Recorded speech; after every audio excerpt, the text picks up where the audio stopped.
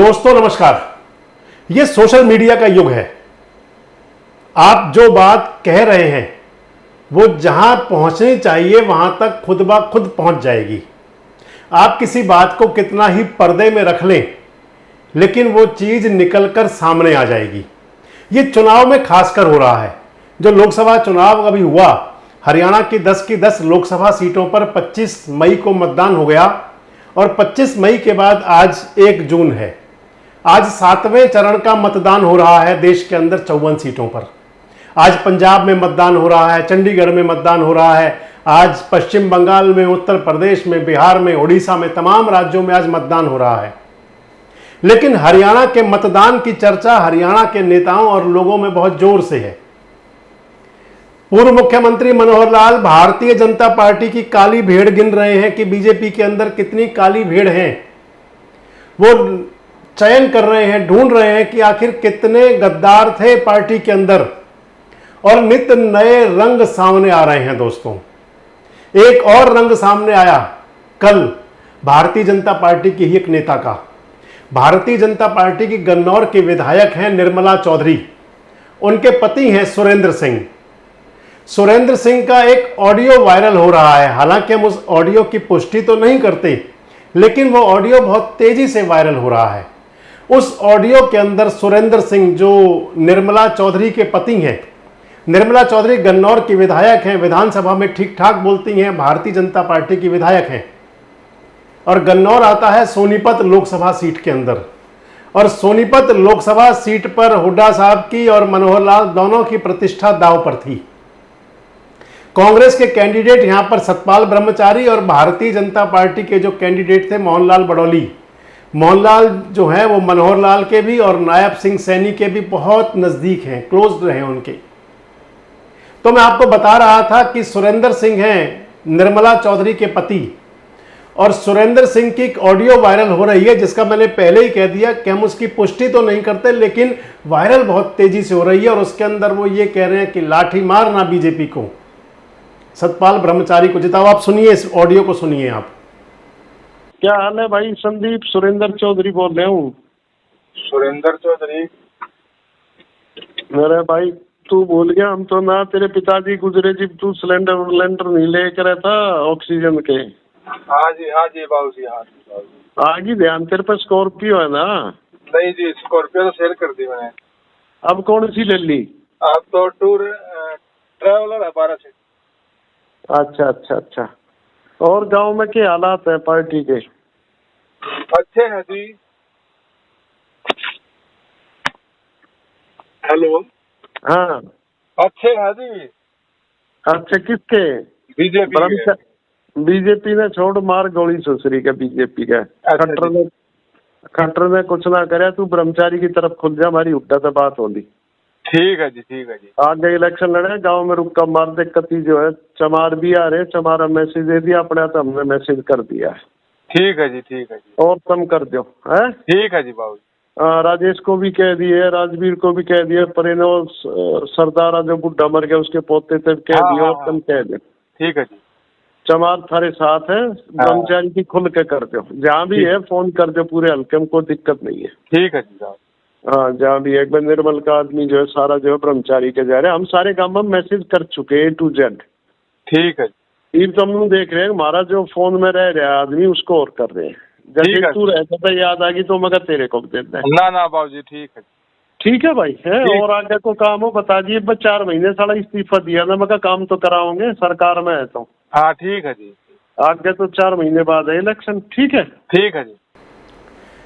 तो सुरेंद्र चौधरी इसके अंदर कह रहे हैं, उन्होंने एक गांव में एक व्यक्ति को फोन लगाया, उससे हालचाल पूछा, नाम पूछा, आपने सुन लिया वीडियो ऑडियो के अंदर सब कुछ, और कह रहे हैं कि भाई अपने गांव में सतपाल ब्रह्मचारी को जिताओ, मेरी फलाने से बात हो गई। दलित मतदाताओं के बारे में भी कह रहे हैं हमारी हुड्डा साहब से भी बात हो गई है।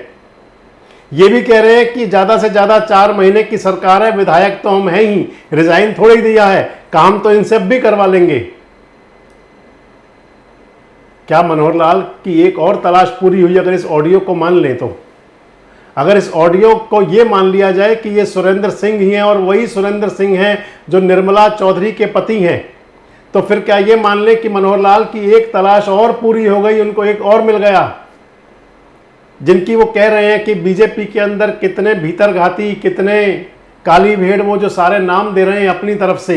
हालांकि मनोहर लाल तो अधिकारियों में भी ढूंढ रहे हैं, कर्मचारियों में भी ढूंढ रहे हैं कि कितनी काली भेड़ हैं, लेकिन यहां तो अपने ही, यहां तो अगर ये कह दूं, एक हिंदी की उक्ति है कि बाढ़ ही खेत को खाए जा रही है, बाढ़ ही खेत को खाए जा रही है।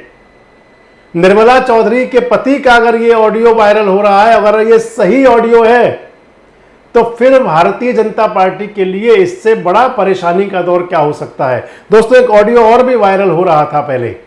पानीपत ग्रामीण के विधायक हैं, नायब सैनी सरकार के वजीर हैं महिपाल ढांडा, उनके एक नजदीक के आदमी का एक ऑडियो वायरल हो रहा था इसी प्रकार का ही, और वो ऑडियो भी ऐसा था कि जिससे भारतीय जनता पार्टी के लिए बेचैनी साबित हो।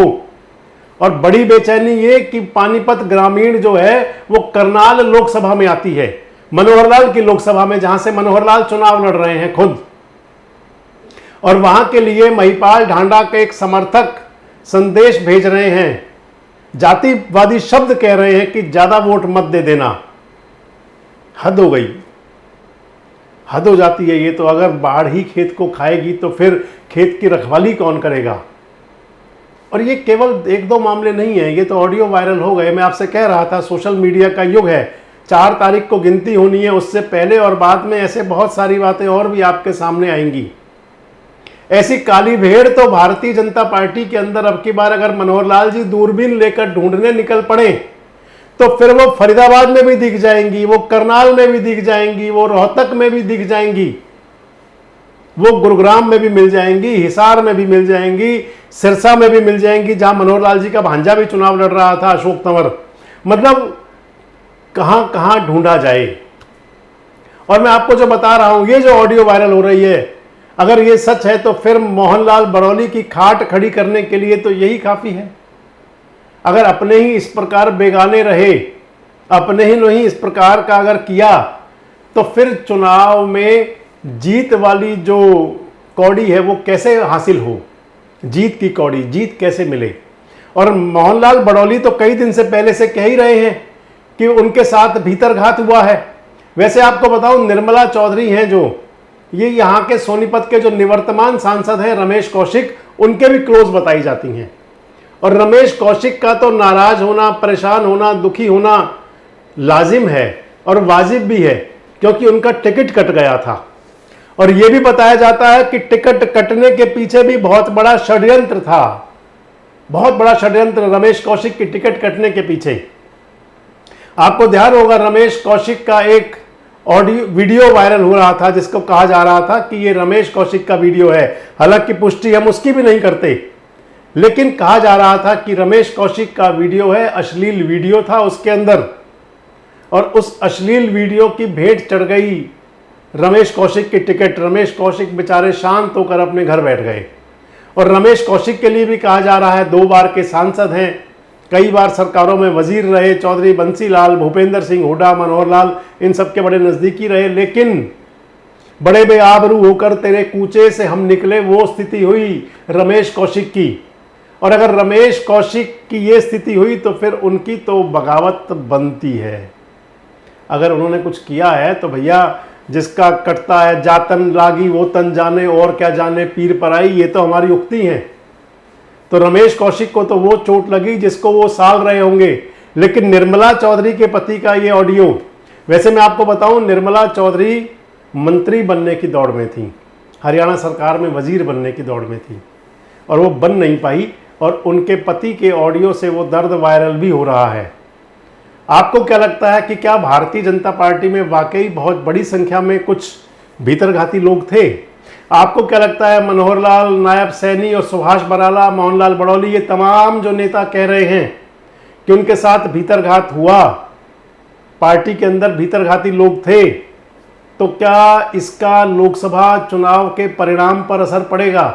और आपको क्या लगता है 4 जून को हरियाणा के अंदर कितने कमल खिलेंगे? कमेंट्स बॉक्स में जरूर बताएं। जुड़े रहें हमारे साथ, देखते रहें देश रोजाना। हमारे साथ जुड़े रहने के लिए देखते रहिए देश रोजाना का यूट्यूब चैनल सब्सक्राइब कीजिए। साथ ही देश रोजाना की खबरें सबसे पहले देखने के लिए प्रेस कीजिए बेल आइकन।